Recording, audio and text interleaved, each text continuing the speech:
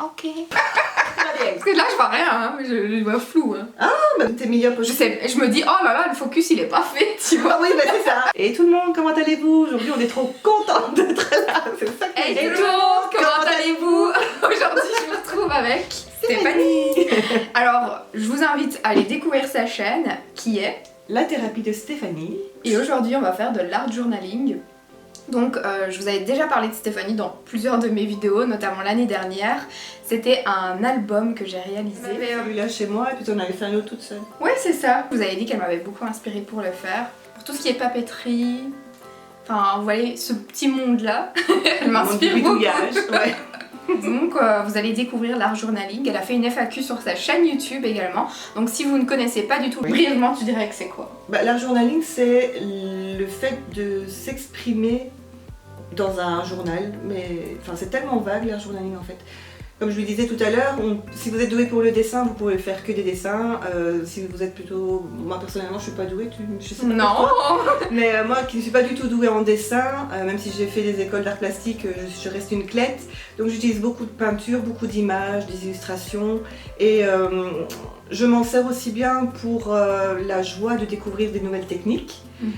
Ou alors, de temps en temps, ça m'arrive de faire des pages quand j'ai quelque chose sur le cœur. Par exemple, j'ai fait une page que j'ai intitulée Que vaut le regard des autres. C'est un truc qui m'a souvent bouffé dans la vie, c'est le regard des autres. Et donc, je me dis, il faut que je fasse une page d'art journaling là-dessus. Voilà, moi, c'est vraiment une manière pour moi de m'exprimer en m'amusant, en fait.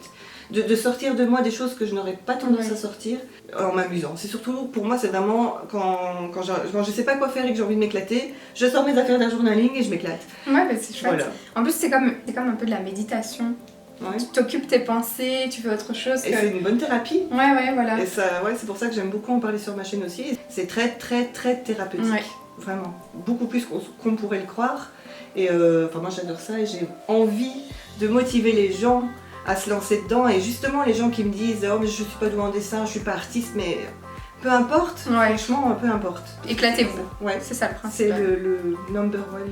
Donc aujourd'hui, on va faire une page. On va essayer de commencer. Elle m'a offert un petit colis d'art journaling pour mon anniversaire et à l'intérieur il y a le carnet. Et donc c'est à l'intérieur que l'on va faire cette première page. Il y a aussi du patch paper, papier décoratif. Un peu papier de soie comme ça. Et il y a aussi plein de petites serviettes. Alors vous connaissez mon amour pour les flamants roses. Forcément. Des petits confettis. En fait, il y a deux tubes. Il y a d'abord du gesso qui va nous servir à... Une peinture de base. C'est une peinture de base. C'est un petit peu en make-up ton primer. Ouais. C'est un petit peu le primer de l'art journaling. Okay. Et alors, il y a du médium. Et ça, c'est de la colle. Donc, tu as le gesso pour mettre en base et la colle pour coller. Ok, allez, let's go. Alors, je voulais vous dire aussi que vous allez retrouver du coup la deuxième partie de cette vidéo. Ici, on va commencer la première partie. Mais la deuxième partie, ce sera sur la chaîne de Steph. Donc, je vous mets le lien en barre d'infos. Il n'y a qu'à cliquer. Donc, c'est parti, on commence tout de suite. On va s'éclater.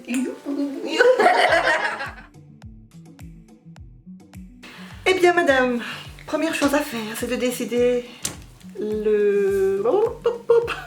l'illustration que tu veux utiliser. Si tu en mets une, si tu en mets deux, en général c'est bien de pas trop mélanger non plus. J'ai trop envie d'utiliser celle-là. Allez alors. Et des petites fleurs comme ça par exemple, c'est dans la même couleur.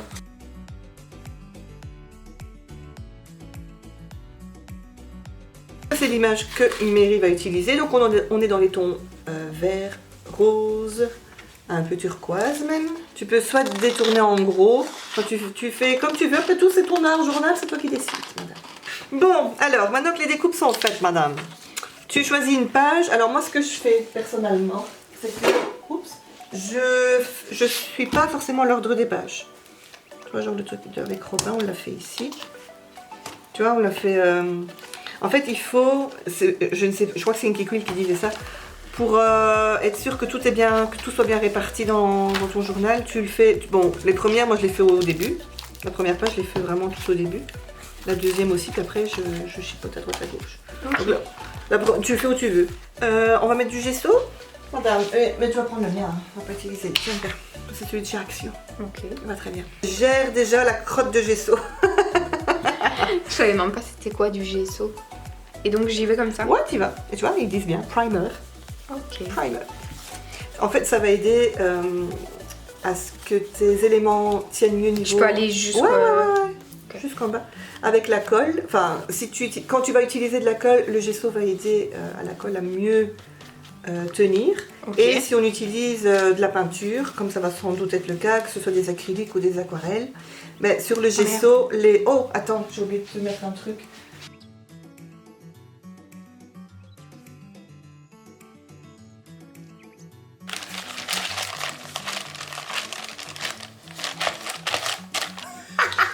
Non, pour que ça sèche plus vite, il y a ceci, qui s'appelle un pistolet à chaleur. Et qui va te sécher ta page en 2 minutes maxi. Allez. Hey. Ok. Vas-y, tu fais... J'ai trop peur. Yeah. Ok. Tu vois?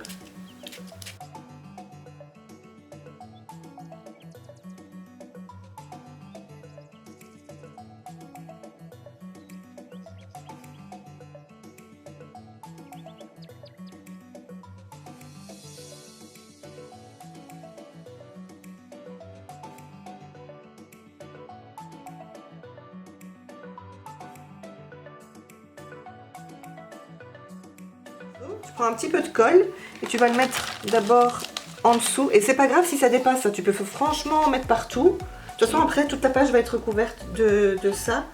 Donc tu mets de la colle avec le pinceau. Où tu veux comme que... ça, c'est assez. Ouais. Et tu étales plus ou moins là où tu veux que ce soit. Yes. Voilà. À mon avis. Il en manque. Ouais. Tac. Et après, avec le pinceau, tu reprends un petit peu de colle et tu en remets au-dessus. Pour vraiment tout recouvrir. Et soit tu veux encore travailler le fond. Là où c'est blanc, est-ce qu'on laisse blanc? J'ai envie de laisser blanc. On laisse blanc. Donc après, on peut coller les images. Donc pour les coller, on va faire comme ça ici. Ouais. Tu vas... Ok. Exactement le même? Comment tu dis? Exactement le même. Ouais.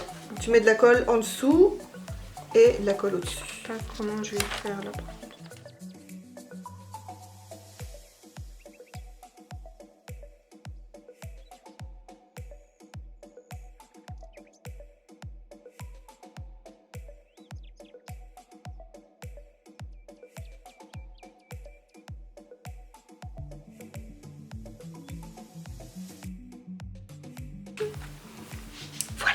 Voilà, c'est très bien. Alors attends. Alors, à ton avis, qu'est-ce qu'on va faire? On va les sécher. Voici donc le résultat de la première partie. Si vous voulez en voir plus et donc voir le résultat final, n'hésitez pas à aller voir la deuxième partie sur la chaîne de Steph. En tout cas, un grand merci à elle parce que ça m'a permis de découvrir une activité créative dans laquelle je peux lâcher prise, me dire tout ne doit pas être parfait et j'aime particulièrement ça. Et si vous voulez d'autres vidéos de ce genre sur ma chaîne, n'hésitez pas à mettre un gros pouce vers le haut. Je fais plein de gros bisous et je vous dis à la prochaine.